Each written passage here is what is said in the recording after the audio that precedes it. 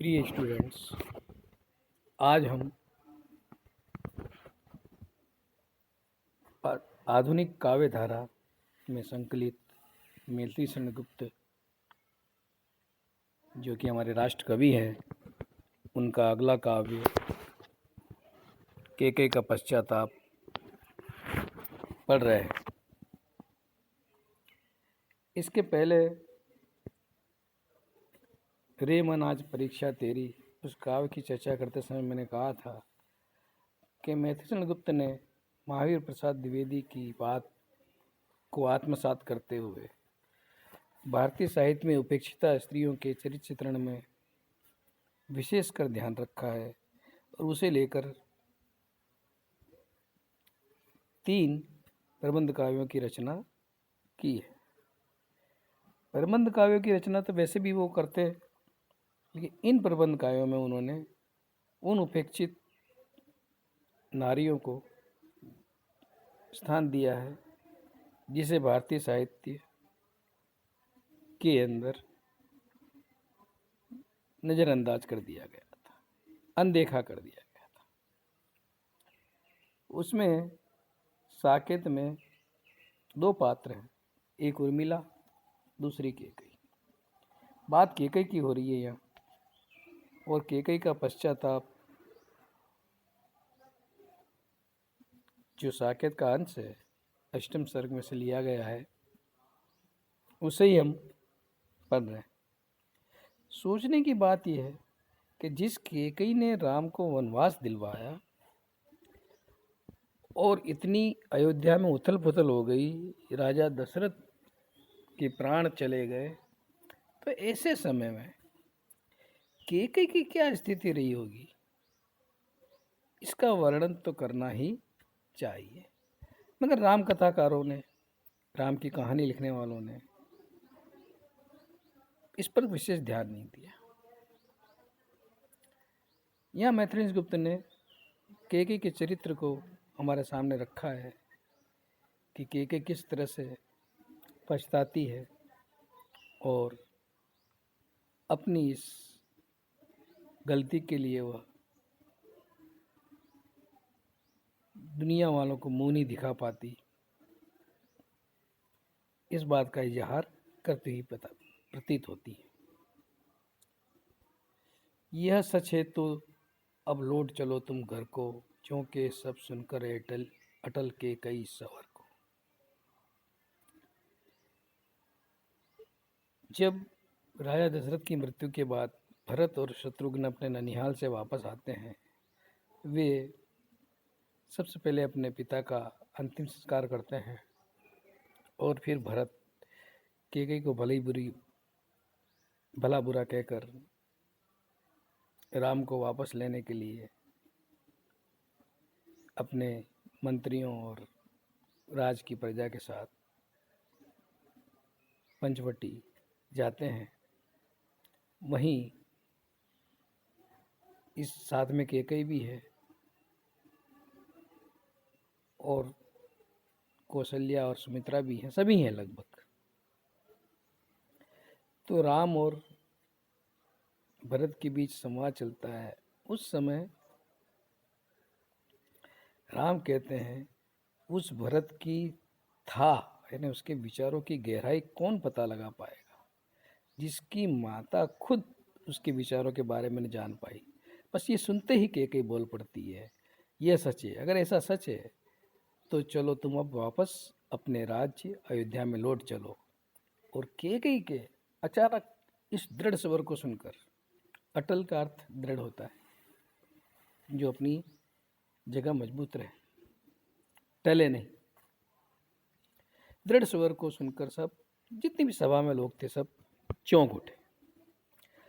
सबने रानी की ओर देखा, सबने रानी की ओर अचानक देखा, वैधव्य तुसरा वर्ता यथा विदुलेखा। सबने रानी की तरफ देखा तो रानी ऐसी प्रतीत हो रही थी, वैधव्य के, विधवा के श्वेत वस्त्रों में युक्त मानो कोई चांदनी हो। विदुलेखा चांदनी बैठी थी अचल तथापि असंख्य तरंगा, वह सिंही थी, सिंही अब थी आहा गौमुखी गंगा।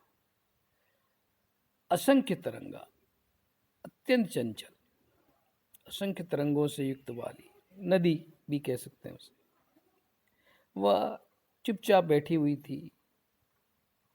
अब वह सिंहनी की तरह, यानी वह सिंहनी की तरह दिखने वाली रानी अब, अरे अरे, गोमुखी गंगा, मतलब बेबस और लाचार दिखाई देती थी। गाय भोली भाली होती है और शेरनी हिंसक और तेज होती है। इन दोनों उदाहरणों से कहा कि पहले कहाँ सिंहनी के समान गरजने वाली केकई आज गाय के समान भोली भाली लग रही है। और गंगा शब्द का है असंख्य तरंगा के अंदर, असंख्य तरंगा नदी का है। नदियों में लहरें उठती रहती हैं। हाँ जनकर भी मैंने न भरत को जाना, सब सुन ले तुमने स्वयं अभी यह माना। हाँ, मैंने भरत को जन्म देकर, उसे पैदा करके भी उसे नहीं जाना है। सभी सुन ले, सभा में बैठे हैं जो लोग, तुमने स्वयं अभी इस बात का स्वीकार किया है। यह सच है तो फिर लौट चलो घर भैया, अपराधी हूँ मैं, अपराधी मैं हूँ तात तुम्हारी मैया। अगर ये बात सच है तो हे पुत्र, यहाँ भैया लिखा है, हे पुत्र अब घर लौट चलो, मैं तुम्हारी अपराधी हूँ वत्स। यहाँ भी तात का मत पुत्री लेंगे। हे वत्स, मैं तुम्हारी अपराधी हूँ, दोषी हूँ, मैं तुम्हारी माँ, तुम्हारी दोषी हूँ। केकई फिर आगे कहती है, क्या कर सकती थी मेरी मंत्रा दासी। मरी लिखा है, मेरी होना चाहिए। मेरा ही मन रह सका ना निज विश्वासी। मेरी मंत्रा दासी भी क्या कर सकती थी। लोग कहते हैं कि मंत्रा ने इसे सिखाया, इसने चढ़ाया, इसलिए किया, उसमें उसका क्या दोष बिचारी का। मेरा मन ही जब अपने आप पर विश्वास न रख सका, कर सका, तो उसमें मंत्रा को कोई दोष देना व्यर्थ है। जल पंजरगत अब अरे अधीर अभागे, वे जवलित भाव थे स्वयं तुझी में जाके। जल पंजरगत, अस्थियों से गिरे हुए, हे मेरे मन, हे मेरे शरीर, हे व्याकुल और अभागे, तू जल अपने लिए कह रही है कि अब इस आग में, घृणा की आग में तू जलते रहे। क्योंकि ये वो जो जलाने वाले भाव थे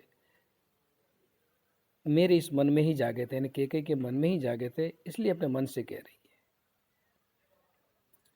पर था केवल क्या ज्वलित भाव ही मन में, क्या शेष बचा था कुछ न और इस जन्म में। क्या मेरे मन में ये जलन का भाव ही बचा था, इस शरीर में और कोई भाव नहीं था, कोई भाव शेष बचा हुआ नहीं था क्या। यानी राम राज्य से, राम को राज मिले, इससे ईर्ष्या ही थी, इसके सिवा कोई भाव शरीर में रहा ही नहीं। कुछ मूल्य नहीं वात्सल्य मात्र, क्या तेरा, पर आज अन्य सा हुआ वत्स भी मेरा। हे वात्सल्य, वात्सल्य से करेंगे कि वात्सल्य का कोई मोल नहीं है, ये तो मेरा पुत्र प्रेम था,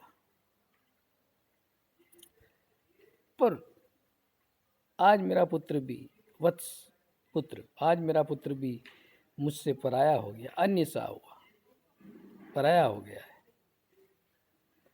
थूके मुझ पर त्रिलोक के भले ही थूके, जो कोई कह सके कहे क्यों चुके।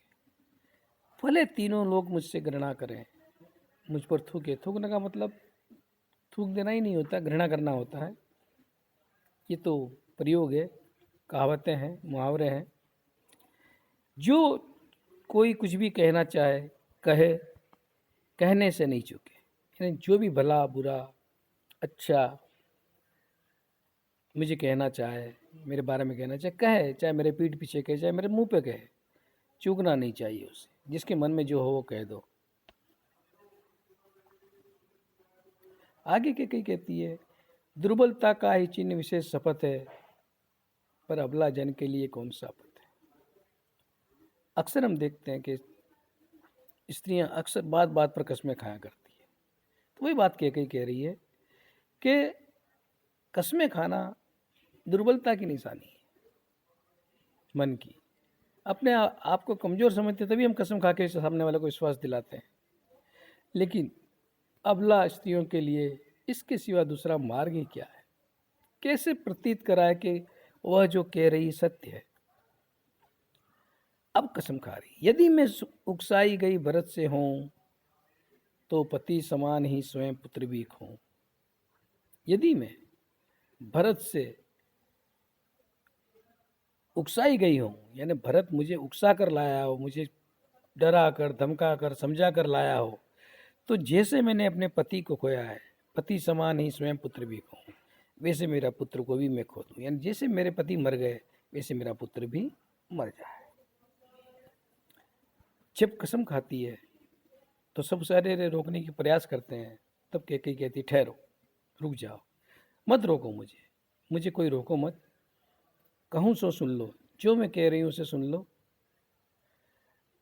पाओ यदि सार उसमें सार, उसे सब चुन लो। अगर मेरी बात में थोड़ा सा भी सार तत्व लगता है तो उसे ग्रहण करो, सभी लोग उसे ग्रहण करो। मेरी बात में कुछ सच्चाई, सार या कोई विश्वास नजर आता है तुम्हें तो।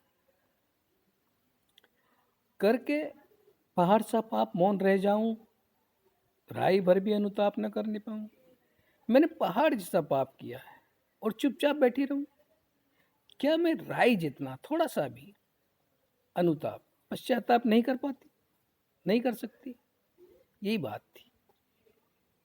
महावीर प्रसाद द्विवेदी यही कहना चाहते थे, क्यों उनके चरित्र के बारे में ज़्यादा नहीं लिखा? क्या हुआ? ठीक है, कैकेयी ने राम के लिए वनवास मांग लिया, सब तो खूब बड़ा चढ़ा कर लिखा गया।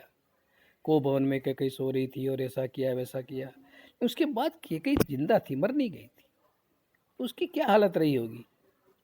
उसके बाद उस पर उन्होंने कहा था। और भी ऐसे कई पात्र हैं, ऐसी वैसे कई कहानियों के पात्र हैं ऐसे।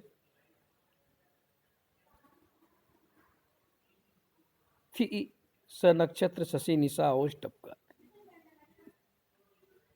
चांद ताराओं से भरी चांदनी रात। शशि निशा का अर्थ चांदनी रात लिया क्योंकि चंद्रमा उस वक्त था, स नक्षत्र मतलब ताराओं से भरी हुई, तारों से भरी हुई रात, चांदनी रात में ओस टपक रही थी, रोती थी नीरव सभा हृदय थपकाती।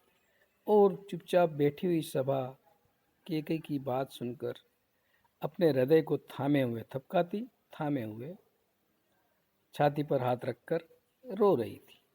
उल्का से रानी दिशा दीप्त करती थी, सब में भय विस्मय और खेद बढ़ती थी। उस समय कैकेयी ऐसे लगती थी मानो उल्का के समान चारों ओर प्रकाश फैला रही है। उल्का क्या है? जो आसमान से टूटते तारे हैं ना, उसे उल्का कहते हैं। जब वो आसमान से नीचे धरती पर आते हैं तो एक आग सी चमकती है। अभी तो विज्ञान का विषय है, उल्का जानते हो।